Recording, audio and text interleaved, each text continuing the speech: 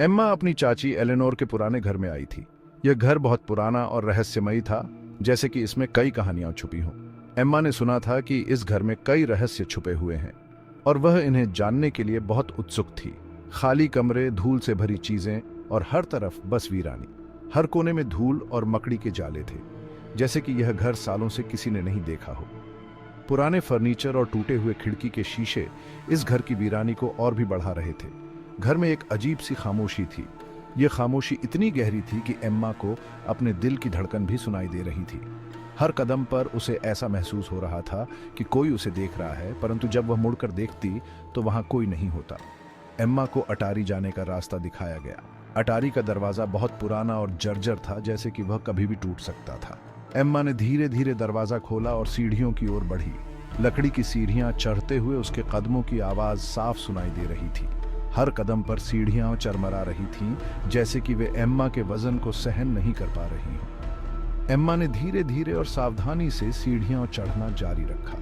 अटारी में धूल और अंधेरा था। वहां की हवा में एक अजीब सी गंध थी, जैसे कि वहां सालों से कोई नहीं आया हो। एम्मा ने अपनी टॉर्च जलाकर चारों ओर देखा तो उसे मकड़ी के जाले और धूल से भरी पुरानी चीजें दिखाई दी। एक पुरानी लकड़ी की संदूक पर उसकी नजर पड़ी। संदूक बहुत पुराना और धूल से भरा हुआ था, जैसे कि उसे सालों से किसी ने नहीं छुआ हो। एम्मा ने संदूक के पास जाकर उसे ध्यान से देखा। उत्सुकतावश उसने उसे खोल दिया। संदूक का ढक्कन बहुत भारी था और उसे खोलने में एम्मा को काफी मेहनत करनी पड़ी। जब उसने संदूक खोला तो अंदर की चीजें देखकर वह हैरान रह गई। अंदर पुरानी किताबें, फीके फोटो और कुछ प्राचीन वस्तुएं थीं। किताबों के पन्ने पीले पड़ चुके थे और फोटो इतने पुराने थे कि उनमें चेहरों को पहचानना मुश्किल था। एम्मा ने एक एक करके उन चीजों को ध्यान से देखा और एक छोटा सा लकड़ी का म्यूजिक बॉक्स था। म्यूजिक बॉक्स बहुत ही सुंदर और प्राचीन था, जैसे कि वह किसी खास मौके के लिए बनाया गया हो। एम्मा ने उसे उठाकर ध्यान से देखा। म्यूजिक बॉक्स पर नक्काशी की हुई थी, बारीक और जटिल। नक्काशी इतनी सुंदर थी कि एम्मा उसे देखकर मंत्रमुग्ध हो गई। उसने म्यूजिक बॉक्स को ध्यान से देखा और उसकी नक्काशी की तारीफ की। एम्मा ने उसे हाथ में लिया। म्यूजिक बॉक्स को हाथ में लेते ही उसे एक अजीब सी ठंडक महसूस हुई। यह ठंडक इतनी गहरी थी कि एम्मा को लगा जैसे उसने बर्फ का टुकड़ा पकड़ लिया। उसे अचानक ठंडक महसूस हुई, जैसे बर्फ का टुकड़ा हाथ में आ गया हो। यह ठंडक उसके हाथ से ऊपर फैल गई और एम्मा को लगा जैसे उसकी पूरी बांह जम गई हो। उसने म्यूजिक बॉक्स को ध्यान से देखा, परंतु उसमें कुछ भी असामान्य नहीं था। यह ठंड उसके हाथ से ऊपर फैल गई। एम्मा ने अपने हाथ को हिलाने की कोशिश की, परंतु ठंडक इतनी गहरी थी कि उसका हाथ जम गया था। उसने म्यूजिक बॉक्स को वापस संदूक में रखने की कोशिश की, परंतु ठंडक ने उसे जकड़ लिया था। डर के मारे एम्मा ने उसे लगभग गिरा ही दिया था। उसने म्यूजिक बॉक्स को वापस संदूक में रखा और जल्दी से अटारी से बाहर निकल आई। एम्मा का दिल तेजी से धड़क रहा था और उसे समझ नहीं आ रहा था कि यह सब क्या था। उसने तय किया कि वह इस रहस्य को सुलझाने के लिए और भी गहराई से जांच करेगी। एम्मा ने म्यूजिक बॉक्स को गौर से देखा। उसकी आंखों में एक अजीब सी चमक थी, जैसे उसे किसी रहस्य का आभास हो रहा हो। लकड़ी पुरानी और फीकी थी, लेकिन उसमें एक अनोखी कहानी छुपी हुई थी। एम्मा ने महसूस किया कि यह म्यूजिक बॉक्स सिर्फ एक साधारण वस्तु नहीं थी, लेकिन नक्काशी अभी भी साफ दिख रही थी। हर नक्काशी में एक अलग कहानी छुपी हुई थी, जैसे किसी ने अपने दिल की बात इस लकड़ी पर उकेरी हो। एक खूबसूरत औरत, उदास आंखों वाली, जैसे किसी गहरे राज में खोई हुई। उसकी आंखों में एक दर्द था जो एम्मा को महसूस हो रहा था। उसकी नजरें एम्मा को लगातार देख रही थीं। एम्मा को ऐसा लगा जैसे वह औरत उससे कुछ कहना चाहती हो, लेकिन शब्दों में नहीं, बल्कि अपनी आंखों से। एम्मा ने हिम्मत करके उसे खोलने की कोशिश की। उसके हाथ कांप रहे थे, लेकिन उसके दिल में एक अजीब सी उत्सुकता थी। अंदर एक छोटी सी चाबी थी। यह चाबी भी बहुत पुरानी लग रही थी, जैसे किसी ने इसे सालों से छुआ न हो। जैसे ही एम्मा ने चाबी को घुमाया, एक धीमी खुरदरी धुन बज उठी। यह धुन एम्मा के दिल को छू गई, जैसे किसी भूले हुए समय की याद दिला रही हो। धुन पुरानी और उदास थी। इसमें एक अजीब सी मिठास थी जो एम्मा को कहीं दूर ले जा रही थी। एम्मा ने पहले कभी ऐसी धुन नहीं सुनी थी। यह धुन उसके दिल में एक अजीब सी हलचल पैदा कर रही थी।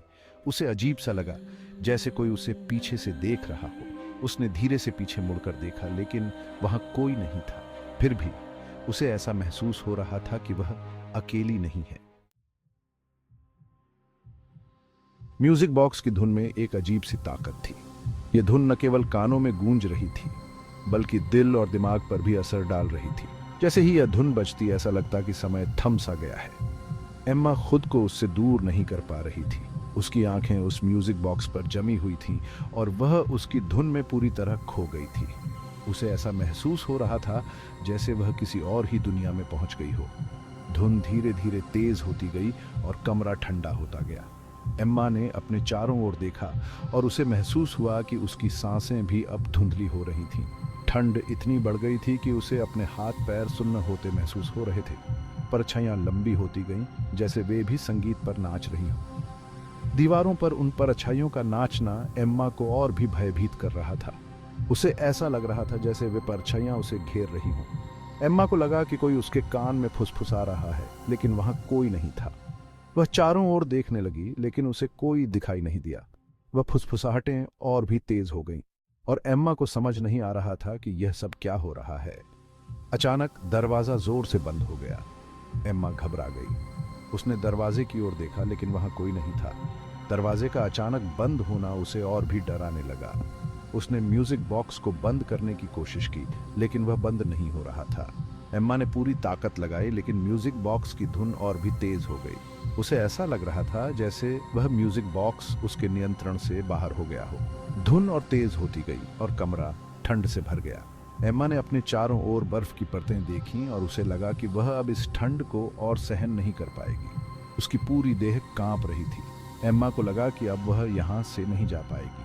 उसे ऐसा महसूस हो रहा था जैसे वह इस कमरे में फंस गई हो और इस म्यूजिक बॉक्स की धुन उसे कभी भी यहाँ से जाने नहीं देगी। उसकी आंखों में डर साफ झलक रहा था और वह समझ नहीं पा रही थी कि अब क्या करे। एम्मा दौड़कर दरवाजे के पास गई। उसने उसे खोलने की कोशिश की, लेकिन वह नहीं खुला।